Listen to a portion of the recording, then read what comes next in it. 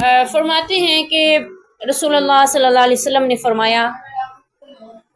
اس حال میں کہ آپ کے گرد صحابہ کی ایک جماعت بیٹھی ہوئی تھی کہ تم لوگ اس بات پر بیعت کرو اللہ کے ساتھ کسی کو شریک نہ کرنا،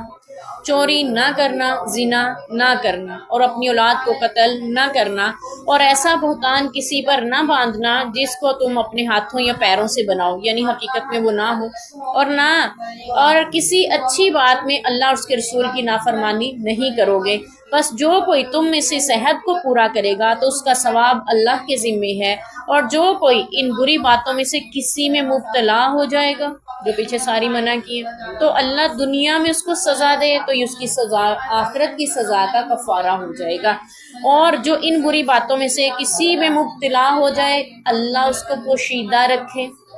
اللہ نے اس کو چھپا لیا تو اس کا معاملہ اللہ کے حوالے ہوگا، چاہے تو آخرت میں معاف کر دے چاہے تو سزا دے۔ تو پھر کہتے ہیں کہ عبادہ بن صامت کہتے ہیں،